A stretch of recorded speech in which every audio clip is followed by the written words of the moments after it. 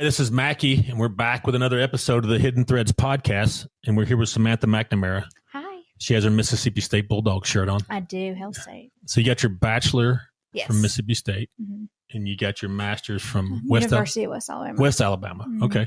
Not far from each other. Yeah, no, they're not. Most people at West Alabama are from state. So Right. It's just across the line there. So Starkville's not far across. I've been to a football game in Starkville. Really? It's like going to a high school game. Yeah. It's not huge, and the town is tiny. Not if you're a Bama fan. No. And the town is tiny. It reminds me of Jacksonville. You ever been to Jacksonville? I don't think so. Maybe. The stadium is the biggest part of the town. Really? Kind of thing, yeah. So, but it reminds me of that a lot. But it's a cool college. I got a daughter that wants to be a veterinarian, so she may end up there eventually. Yeah. A big vet school there. Either there or Auburn. Or Auburn. You'd love that, right? I wouldn't care. I'm not into she's going to vet school. That's one thing. All right. So we got a topic today that you want me to start you out with a question. Yes. And you're going to give us some psychological answers. I'm gonna try. So, prepared, so we didn't describe it last time, but you have a master's in I'm working on it. counseling, or what is it?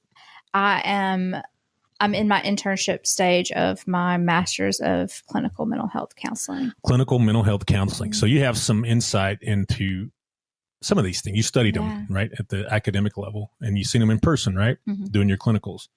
All right. So the question today is, why do people cheat? I think there are a lot of reasons why people cheat. I think that it's hardly ever about the other person, though. I think that it's almost always about the cheater. And it's usually about self-esteem, needing that supply from other people.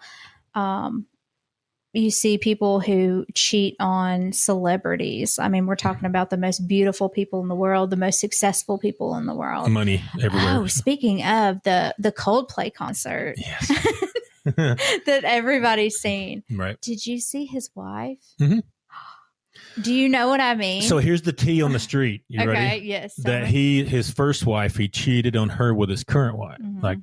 And then he did the same thing to her. So I don't know if that's true or not. I'm just going what what comments do the off old folks TikTok. say? How you get them is how you lose them. Right. Is that kind of thing. Yeah. So, I mean, I think that people who cheat compulsively like that, they do it because they need something to fulfill something missing inside of themselves.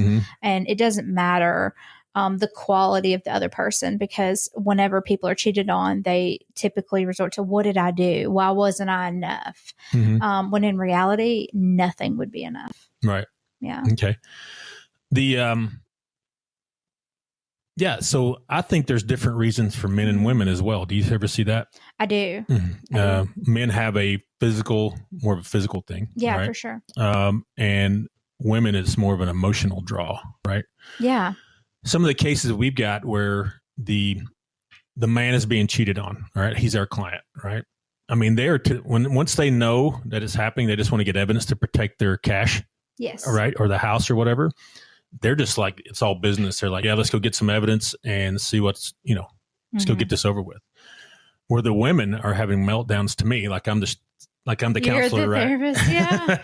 And they're like, I don't know, thought I was good enough and all this stuff and all these things. But there's a definitely emotional attachment there. For sure. And where the men, like you said, I've seen them their wife is beautiful. They're nurse practitioners, they're doctors, they're lawyers, and they go out and have an affair with something that's not as attractive in my eyes, right? Right. I think it's for validation. I think that man's saying, hey, can I still pick up a girl? Yes. You know what I mean? So yes, exactly. And I don't know. Here's my question. Why don't they just say, hey, honey, I want a divorce so I can go validate myself without? Because they don't want to lose that. They don't want to lose the family. They don't want to lose the family. They don't want to lose the house. They don't want to lose their wife. There's money involved, right? Well, yeah. And it's not just money. It's you have that person who serves as your home, your live-in therapist, your cook, your the raising your children, right. Everything. And you don't want to lose that. You just want that extra. Right. I was looking at my notes over here. They're way over there. But no, to speak on women too, when women are the cheaters, I do find those cases more difficult because women typically engage in more emotional affairs where men engage in more physical affairs. So a lot of times when women cheat, it can be through like text message or, messenger. And some of the times they don't ever even meet up with these people. It's just an emotional exchange. And that can be a little bit more difficult to prove, right? As an investigator, because you can't hack this stuff, right? Yeah, and emotional affairs don't really count in Alabama. I've seen that before. There's got to be physical contact, proof of coming out of a hotel, those kind of things. And now let's talk about the impact it has on children coming from a broken home. Have you seen that? Have you ever done counseling for that before? Yes, all the time. I know a lot of if you go to prisons and you talk to those people in prison, I'd say, I don't know the number. You may know the number. I'd say 80% of them come from a broken home. It's a high number, right? Yeah. Why is that? I'm not sure. Okay. And that's just the truth. I'm not sure that people who are in prison have a high rate of sociopathy or antisocial disorder. I think I'm not sure the numbers on it, but that can stem from traumatic upbringings and experiencing abuse and seeing caretakers be abused. And so naturally those would be come from broken homes. And on the flip side of that, I think that a broken home can also be two parents who are together but fighting all the time. Mass chaos. Yeah, right? It's just chaos. And so sometimes I feel like the healthiest thing would be to divorce, separate, as long as the child has, a peaceful and stable environment. Right. I think that too, the male leadership too, I think that's lacking because men tend to, in the United States, they'll dip out. Right. Yeah. Well, I feel like, that's a whole nother rabbit hole, but I feel like our system is kind of created. Right. And where it's easy to do that. Yeah. And it's encouraged. And there's no leadership, they don't see male leadership and they don't. Then they join gangs to get that male leadership. Join gangs or you name it, right? Yeah. Start hanging out with the wrong crowd at a minimum. Yeah. Joining a gang at the max, right? And start selling drugs, murders, those kind of things. Exactly. Because at the basic human level, we all want connection. All of us need connection. And if you're not getting that connection from a father figure at home, whether it is a biological father or a stepfather or an uncle or somebody that you have in your life, you're going to seek that out in another way. And that's where you run into people who could take advantage of people. Well, to get acceptance into that gang, that criminal enterprise, you've got to commit a crime. Right. It could be something simple as stealing something, or some of them say, hey, you got to murder somebody, right? Depending on the gang. And I've seen that. We had a case where he's in jail now. And I think that he committed the crime part is a subset of the white supremacist, right? Aryan Brotherhood. And I think he killed this guy because he was trying to get acceptance into that, right? Because he was kind of a pushover. And he's like, I'm going to show how tough I am. I'm going to kill this person. And now he's in jail for it, but he's going to be in jail forever. He got a life sentence. So what kind of life is that, right? Right. Well, the Aryan Brotherhood is a prison.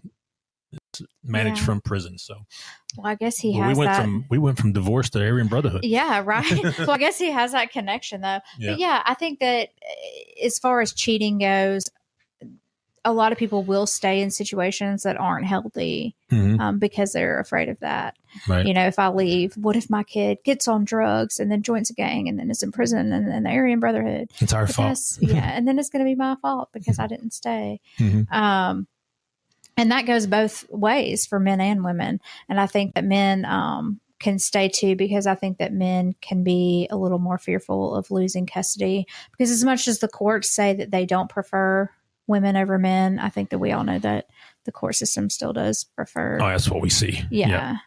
We see that a lot. All right. When you look at my notes over here. So what, I've seen it before where, somebody they always say, if you look on social media and the bad moms groups on Facebook, right? You see evidence doesn't matter in divorce cases.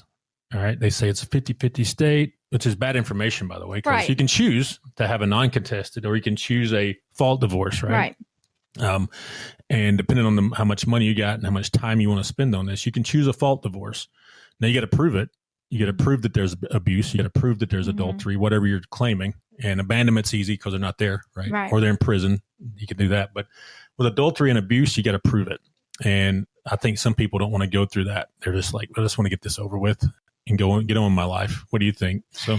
So I think that a no-fault divorce is obviously going to be the easiest way to go. And this is not the time to win your argument, as in divorce cases. It's a lot of money. It's difficult. It's emotionally taxing.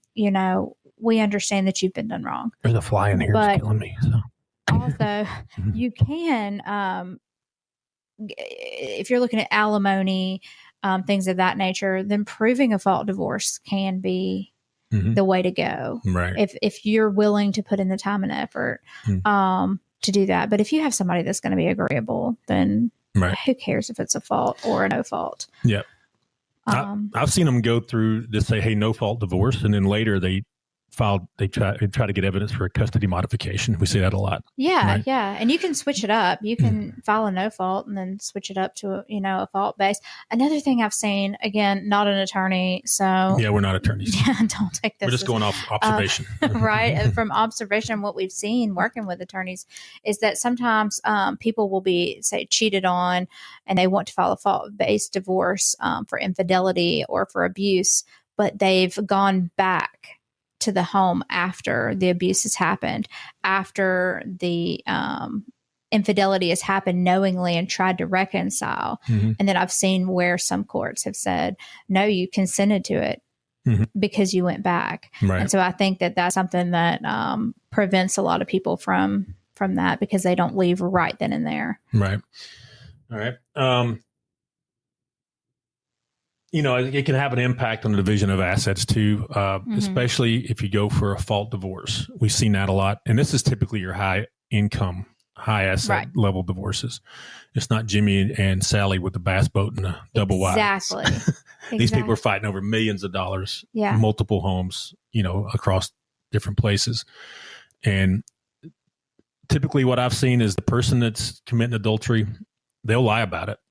Oh, for sure. And that, a good lawyer will make them look like, hey, they're not reliable at all. Can we believe anything come out of their mouth from now on, if they lie about it? A lot of gaslighting going on. Yeah. And I think in situations like that, shameless plug, it is worth every dollar to hire a private investigator. No, because if you're looking at, the rest of your life with child support, alimony, and you have assets, like serious assets, then it's a drop in the bucket to what your future is going to look like if you can prove those things. 2,500 to sometimes they can get up to 10 grand for a PI, depending on how it's the time, right? Right. Depending on how the time that you want to pay for. But it can pay off. That evidence can. For sure. Now, that's all I got for this one. I was looking at my notes. We made it to the end. Yeah. You did good. Anything you want to add about why do people cheat and how evidence is important? It's not about you. Just remember that it's never about you. And evidence is super, super important. Reach out to a private investigator. Oh, also, whenever you're taking screenshots, I like to tell people, delete their name, because you can change somebody's name in a phone. Whenever you're taking a screenshot, delete their name so it shows their number, and then take the screenshot. That drives me crazy. Because a lot of times that's not admissible whenever they have the name. So that would be my advice. Right. All right. It's not about you. It's about them. Right. And it's about them. I've had women sit right here in the office, and say, why am I not good enough? And I'm like, he's just a scumbag. You're not bad. You know what I mean? Those kind of He's not enough. He needs more to fill him up. Right. All right. That's it. Yep. We'll be back with another episode soon.